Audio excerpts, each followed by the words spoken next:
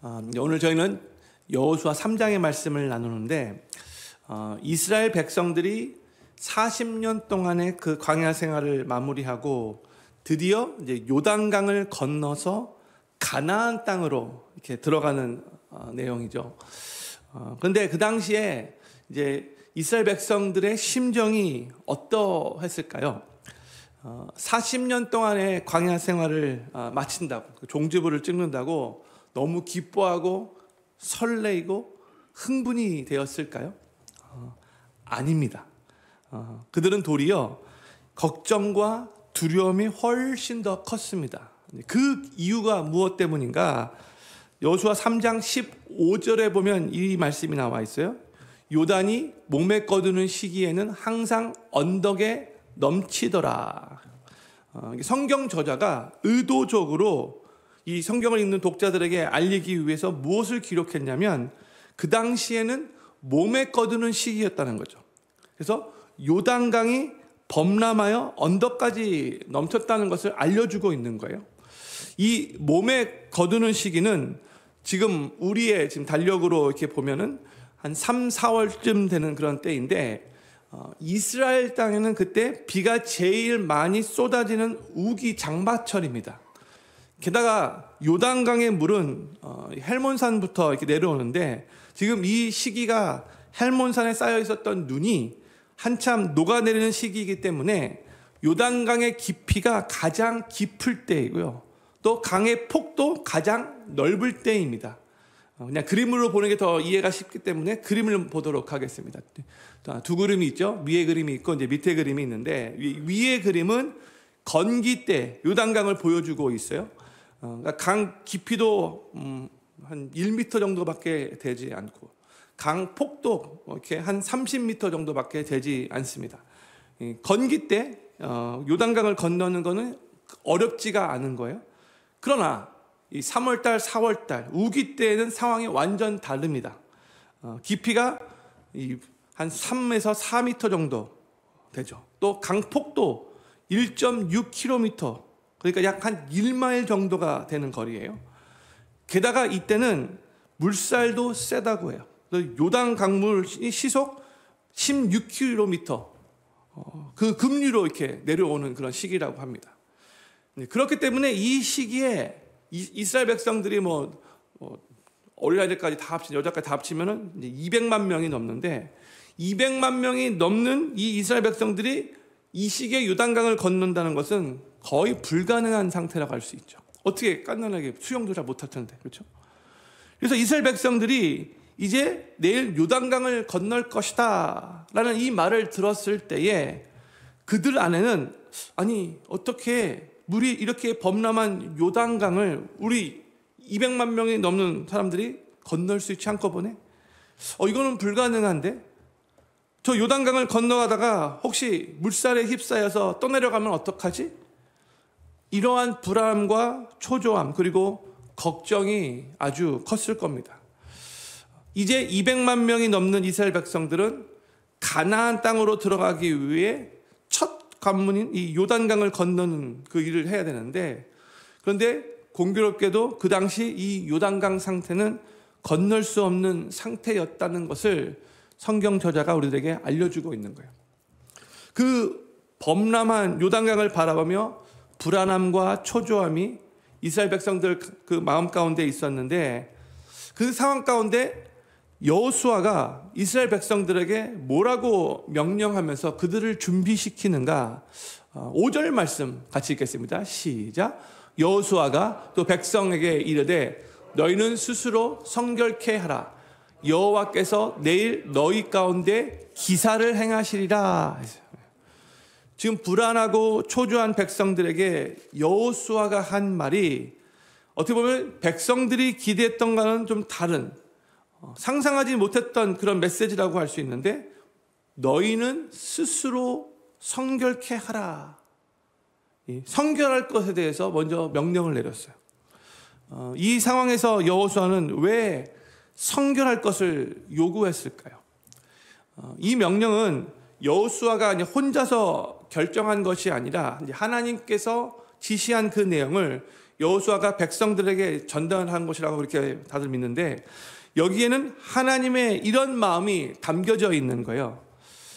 내가 이미 너희들에게 분명히 약속했지. 내가 너희와 항상 함께 할 거라고. 내가 전능자인데 저 범람한 요단강 건너는 게 너희에게는 부담이 될 수 있고 불안할 수 있겠지만 나에게는 아무런 문제가 되지 않아.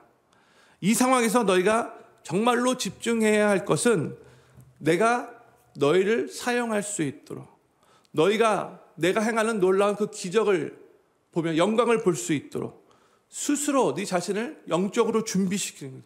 너는 그래서 깨끗하게 성결해야 돼. 이게 바로 하나님의 마음이었다는 거예요. 앞으로 하나님께서 이스라엘 백성들에게 보이실 그 놀라운 역사를 위해서 그 하나님이 보이실 그 역사를 그냥 무심코 넘어가지 않고 정말 하나님께서 하신 것이고 그 가운데서 놀라운 은혜를 경험하고 하나님을 온전히 찬양하고 하나님의 그 백성다운 그런 모습을 보이게 하기 위해서 먼저 영적으로 이스라엘 백성들을 준비시켰다는 거예요. 신앙생활을 하다 보면요, 보면은 정말 하나님께서 무슨 놀라운 일을 행하시기 전에 먼저 하나님의 백성들을 성결케 하시며 영적으로 준비시키는 것을 많이 보게 돼요. 하나님이 하시는 일이 거의 그래요. 그렇기 때문에 우리가 2025년 새해에 하나님께서 우리의 삶 가운데에 우리 가정과 우리 교회 가운데 하실 놀라운 일들을 정말로 경험하기 원한다면 우리는 먼저 스스로 성결케 하며 영적으로 준비되어져야 한다는 것을 우리가 기억해야 돼요. 그냥 그 일이 일어나는 게 아니라는 거죠. 먼저 영적인 준비가 있어야 된다는 거죠. 그러니까 하나님께서 이스라엘 백성들을 성결케 하라고 말씀하셨어요. 그리고 하나님은 성결된 하나님의 백성들을 사용하신다는 것을 아무나 그냥 사용하신 게 아니라 성결된 거룩한 구별된 하나님의 백성들을 사용하신다는 거죠. 디모데후서 2장 20절과 21절 말씀, 유명한 말씀인데 우리 같이 읽겠습니다. 시작. 큰 집에는 금과 은의 그릇이 있을 뿐 아니요 나무와 질그릇도 있어 귀 쓰는 것도 있고 천이 쓰는 것도 있나니 그러므로 누구든지 이런 것에서 자기를 깨끗하게 하면 귀 쓰는 그릇이 되어 거룩하고 주인의 쓰심에 합당하며 모든 선한 일에 예비함이 되리라. 아멘. 보세요. 하나님이 사용하시는 그릇은 금그릇도 아니고 은그릇도 아니고 하나님이 사용하시는 그릇은 깨끗한 그릇이라는 거예요. 재질이 중요한 게 아니라는 거예요. 깨끗해야 하나님이 사용하실 수 있는 거죠. 아무리 값비싼 금으로 만들어진 그릇이라 할지라도 더러우면 사용될 수 없는 거죠.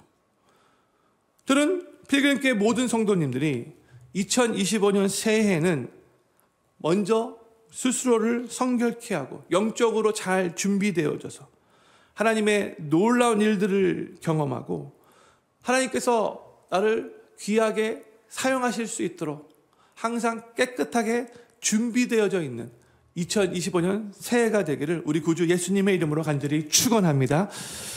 요단강을 건너기 전에 하나님은 여호수아와 이스라엘에게 다시금 약속을 재확인시켜 주셨어요. 그 약속의 내용이 무엇인가? 7절 말씀, 오늘 본문 7절 말씀 같이 읽겠습니다. 시작. 여호와께서 여호수아에게 이르시되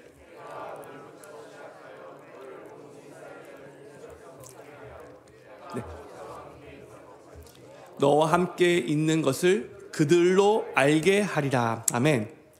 보세요. 40년 전에 이스라엘 백성들이 출애굽을 한 후에 하나님의 인도하심을 따라서 이스라엘 백성들이 이동했죠.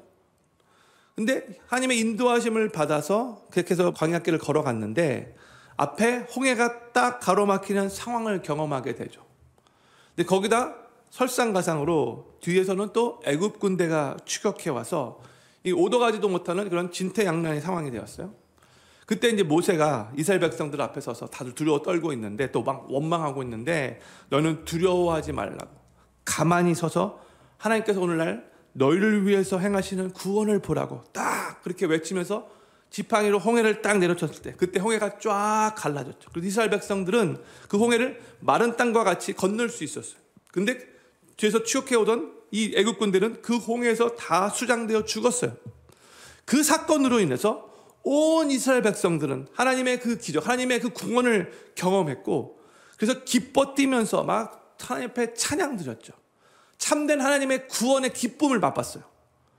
그리고 이 홍해가 갈라지는 사건은 우리가 어저께도 말씀을 나눴는데, 온 지역에, 그 지역에 있는 수많은 사람들에게 여호와 하나님이 어떤 분이신 것을 널리 알리는 귀한 그런 사건이 되었죠. 그래서 벌써 여리고 사람들마저도 그 소식을 듣고 간담이 녹았고 정신을 잃었다고까지, 그렇게 어저께 라합이 고백을 했잖아요. 그렇죠? 그 홍해가 갈라지는 사건은 이스라엘 백성들을 위해서 특별하게 계획하신 하나님의 놀라운 기적의 사건이었어요. 그런데 지금 또 아주 비슷한 상황을 이스라엘 백성들이 또 직면하게 된 거예요. 1년 중에 여러 시기들이 있는데 지금은 요단강이 가장 범람한 시기예요. 근데 왜 하나님은 이 시기를 선택해서 이스라엘 백성들을 건너라고 하셨을까요? 엄밀히 말해서 건기 때 건너면 아무런 문제가 되지 않을 텐데 왜 의도적으로 하나님이 그렇게 요단강이 범람한 시기를 선택했을까요? 홍해의 기적을 모세에게 보여주신 하나님께서 이제 이 요단강의 기적을 통해서 여호수아와 이 새로운 세대에게, 특히 홍해가 갈라졌던 것을 경험하지 않고 광야에서 태어났던 이 새로운 세대에게 하나님께서 또 놀라운 하나님의 역사를 보여주시기 원하셨기 때문에 그랬던 거죠. 하나님의 선한 뜻이 있었던 거죠. 그러면서 하나님께서 여호수아에게 하시는 말씀이, 내가 모세와 함께 있었던 것 같이 너와 함께 있는 것을 그들로 알게 하리라. 저는 2025년 새해에 우리의 삶에도 하나님께서 우리와 함께 하시는 증거들이 많이 나타나서 우리 주변에 있는 사람들로 하여금 하나님이 우리와 함께 하심을 알 수 있게 되기를, 그 하나님의 높고 위대하심을 우리의 삶을 통해서 계속해서 증거되어지게 되기를 우리 구주 예수님의 이름으로 간절히 축원합니다. 오늘 본문 말씀을 보면 이 요단강을 건널 때 따라야 할 특별한 지시사항이 있었어요. 3절과 4절에 먼저 이런 말씀이 나왔는데 같이 읽겠습니다. 3절 4절 시작. 백성에게 명하여 가로되 너희는 레위 사람 제사장들이 너희 하나님 여호와의 언약궤 매는 것을 보거든 너희 곳을 떠나 그 뒤를 쫓으라. 그러나 너희와 그 사이 상거가 2000규빗쯤 되게 하고 그것에 가까이 하지는 말라. 그리하면 너희 행할 길을 알리니 너희가 이전에 이 길을 지나보지 못하였음이니라. 제사장들이 언약궤를 메고 먼저 백성들 앞에 가고 2000규빗 후에 백성들이 따라가라는 그런 명령이었어요. 이 언약궤는 바로 하나님의 임재를 상징하는 것이죠. 그러니까 하나님께서 앞장서서 행하신다라는 그런 의미인 거예요. 또 언약궤 뒤로 이제 2000규빗의 거리를 두고 따라가라고 했는데 보통 한 규빗은 여기 손끝에서부터 여기 엘보까지 좀 더 긴 사람이 있고 짧은 사람이 있지만 보통 한 45cm, 그냥 대략 한 50cm 보통 그렇게 생각하는데, 그러니까 2000규빗은 어떻게 보면은 이제 한 900m 정도, 뭐 그냥 대략 한 또 1000m 이렇게 말할 수 있어요. 이 간격을 두라고 말씀하신 이유는 두 가지. 첫 번째는 멀리서도 이 백성들이 다 볼 수 있게 하신 것이고, 두 번째로는 그래도 하나님의 임재를 상징하는 건데 거룩함에 따르는 경외심의 표시라고 할 수 있어요. 하나님께서는 이스라엘 백성들로 하여금 저 언약궤만 바라보고 그 뒤를 따라가게 하신 건데, 또 이 장면을 보여주는 그런 그림 보도록 하겠습니다. 누가 아주 이쁘게 잘 그려놨어요. 그렇죠? 요단강 있고 먼저 언약궤가 앞장서는 거예요. 그리고 그 뒤에 이제 지파별로 그렇게 한 900m 정도 떨어진 거리로 이렇게 따라가라, 그렇게 지시를 내리신 거죠. 하나님의 언약궤가 이스라엘 백성들 앞서가는 이 모습은 하나님께서 친히 앞서서 이스라엘 백성들을 인도하실 거니까 하나님을 경외하는 마음으로 오직 하나님만 따라가면 된다는 것을 의미하고 있는 거예요. 하나님만 따라가면 된다는 거죠. 그렇죠? 그런데 하나님의 명령에 한 가지 특이한 점을 발견하게 됩니다. 8절 말씀, 오늘 보면 8절 말씀 같이 읽겠습니다. 시작. 너는 언약궤를 맨 제사장들에게 명하여 이르기를 너희가 요단 물가에 이르거든 요단에 들어서라 하라. 또 13절 말씀 같이 읽겠습니다. 시작. 온 땅의 주 여호와의 궤를 맨 제사장들의 발바닥이 요단물을 밟고 멈추면 요단물 곧 위에서부터 흘러내리던 물이 끊어지고 쌓여 서리라 했어요. 하나님이 언약궤를 맨 제사장들에게 이 강한 물살이 흐르고 있는 그 요단강에 먼저 발을 내디디라고 명령하신 거예요. 먼저 발을 내딛어 요단강으로 내려갈 때에 그때에 요단물이 흐르고 있다가 그때 저 위에서부터 끊어질 것이다 라고 말씀하고 계시는 거예요. 성도님들, 이 장면은 홍해의 기적과는 약간 다른 상황이에요. 홍해는 먼저 그 바닷물이 쫙 갈라진 후에 마른 땅과 같이 건너간 거였지만 지금은 요단강의 물살이 여전히 세게 흐르고 있는 가운데 제사장들이 먼저 발을 내딛어야 하는 거예요. 그럴 때에 물결의 흐름이 중단될 것이다 라고 말씀하시는 거죠. 요단강이 갈라지고 나서 그때 발을 내딛고 들어가라는 것이 아니에요. 먼저 요단강에 발을 내딛으면 흐르던 강물이 멈출 것이다 라고 말씀하신 거예요. 우리는 많은 때에 신앙생활을 하려고 하면서 반대로 생각하는 경우가 훨씬 더 많아요. 하나님이 먼저 저 요단 강물을 멈춰주시면 우리가 이 요단강을 건너가겠습니다. 하나님 요단강물 멈추게 해주십시오. 이렇게 보통 기도하고 그렇게 보통 생각할 때가 많아요. 그러나 많은 때에 하나님은 먼저 요단강에 발을 내딛으면 강물이 멈출 것이다 라고 말씀해 주세요. 그런데 발을 먼저 내딛을 때에 이 강물이 멈출 거라는 그 믿음이 없으면 요단강은 계속해서 우리 앞에서 아주 세게 흐를 것이고 우리는 그러면 요단강을 건널 수 없게 될 것이죠. 제사장의 발길이 강에 가까이 갔을 때까지도 요단강물은 계속해서 넘실거리고 계속해서 세게 흐르고 있었어요. 어떻게 보면 발을 딱 내딛을 때까지도 계속해서 강물은 흐르는 거예요. 그러나 제사장들의 발길이 강물 속으로 들어갔을 때에 센 물결 속에서도 발을 강물에 딱 내디딜 때에 그때 기적의 역사가 일어난 거죠. 하나님의 역사는 하나님의 사람들이 강물로 들어설 때에 그때 일어나는 거예요. 한 가지 성도님들이 올바르게 잘 이해하실 수 있기를 바라요. 출애굽 때에 홍해가 갈라진 것은 구원의 사건을 의미하는 거예요. 홍해 사건은 구원과 연결된 거죠. 구원은 하나님께서 다 예비하셔서 홍해도 다 갈라 놓으셔서 우리는 정말 그냥 마른 땅을 건너가기만 하면 되는 거예요. 그래서 구원받는 거예요. 그렇죠? 우리가 할 수 있는 게 하나도 없어요. 그렇죠? 우리에게 요구되는 게 없어요. 구원은 다 전적으로 하나님이 다 베풀어 주시는 거예요. 그런데 요단강을 건너는 것은 구원을 의미하는 사건이 아니에요.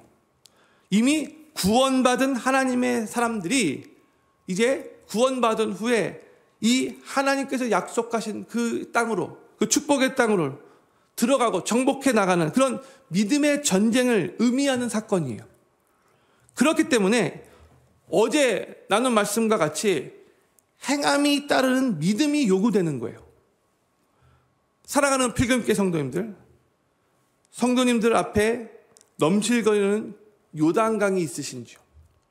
넘실거리는 그 요단강은 무엇인지요?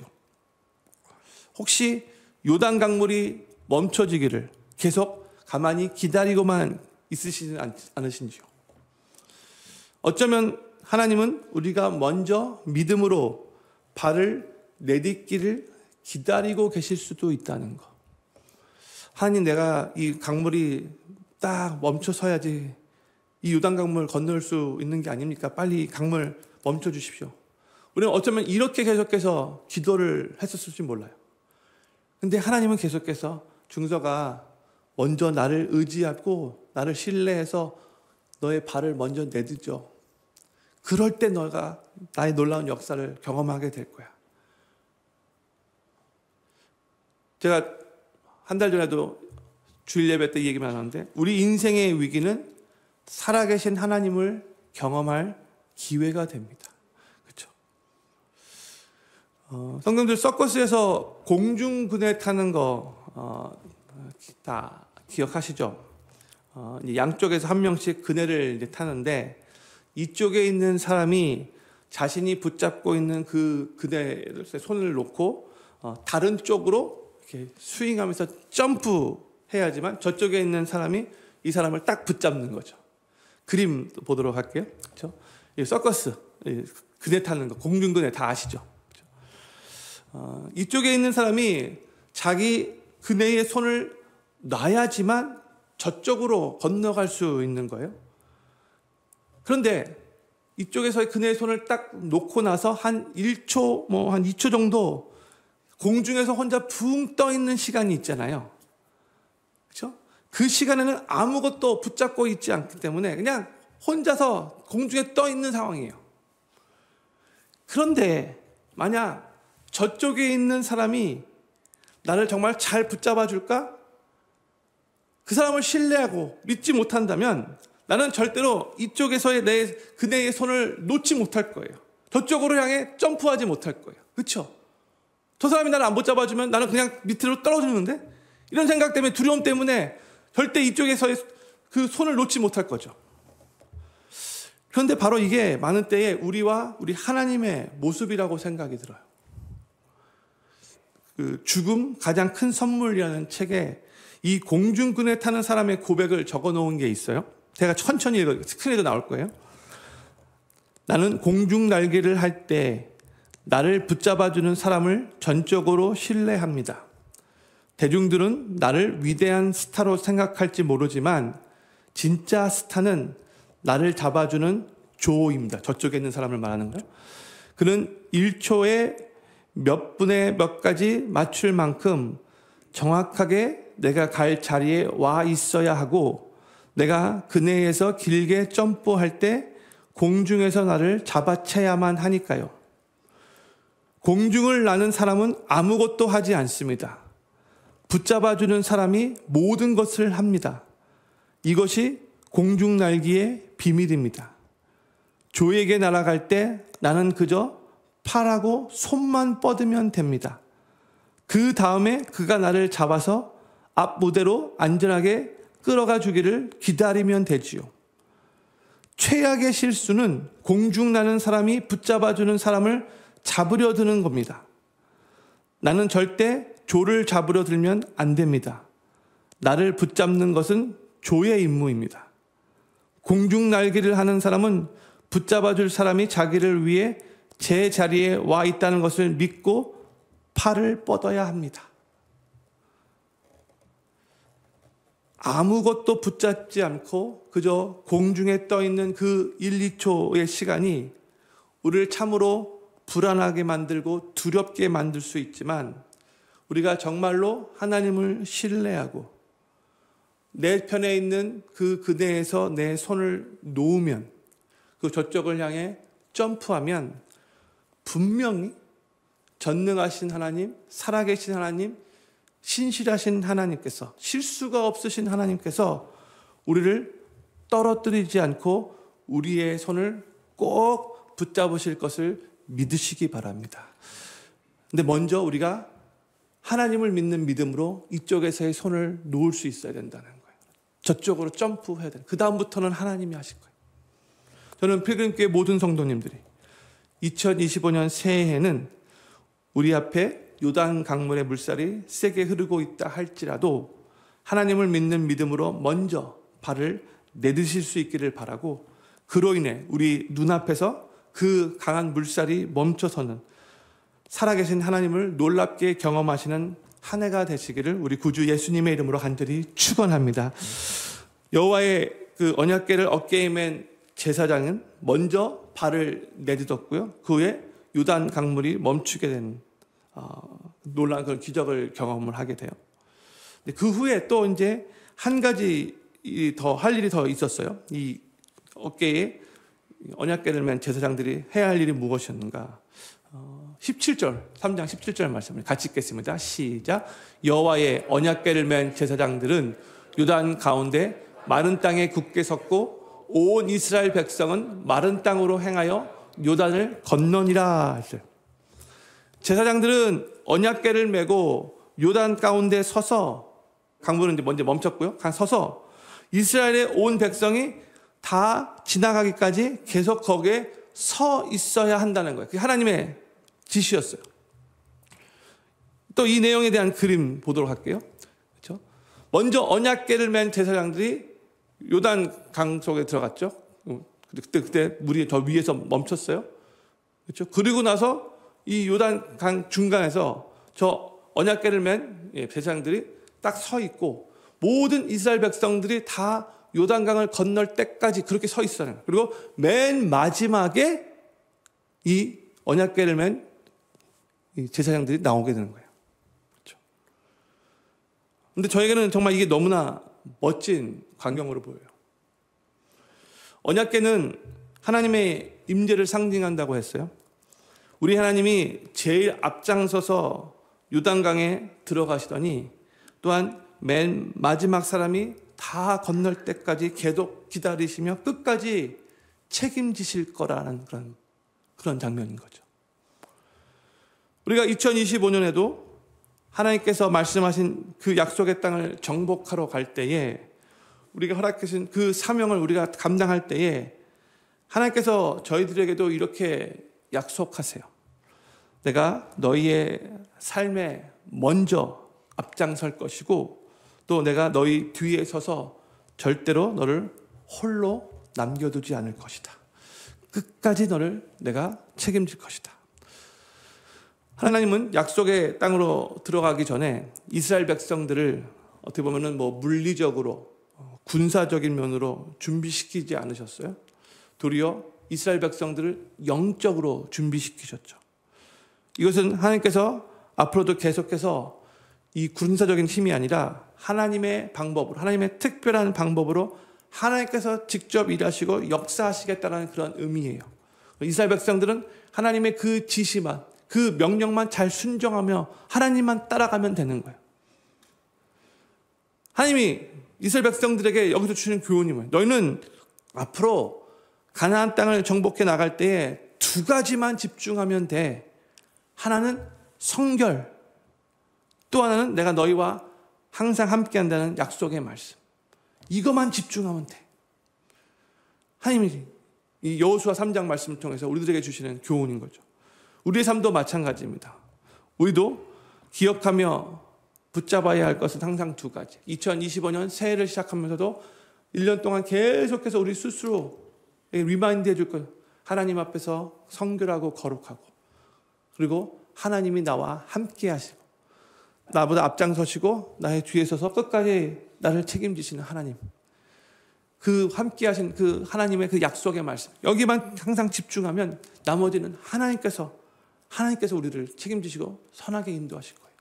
저는 필그림교회 모든 성도님들이 2025년 새해에는 우리의 삶에 먼저 앞장서시고 또한 우리 뒤에 서셔서 절대로 우리를 홀로 남겨두지 않으시는 그 하나님만을 의지하실 수 있기를 바라고, 그로 인해 담대하게 이 세상을 승리하며 살아가시게 되기를 우리 구주 예수님의 이름으로 간절히 축원합니다.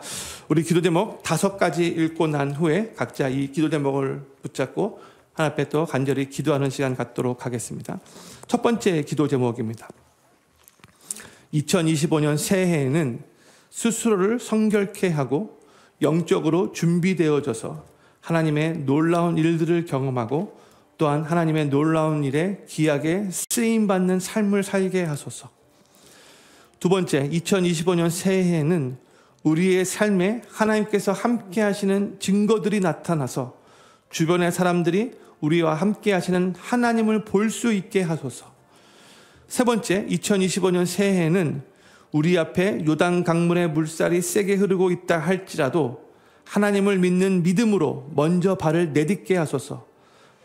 발을 내디딜 때 우리 눈앞에서 물살이 멈추는 것을 경험하게 하소서.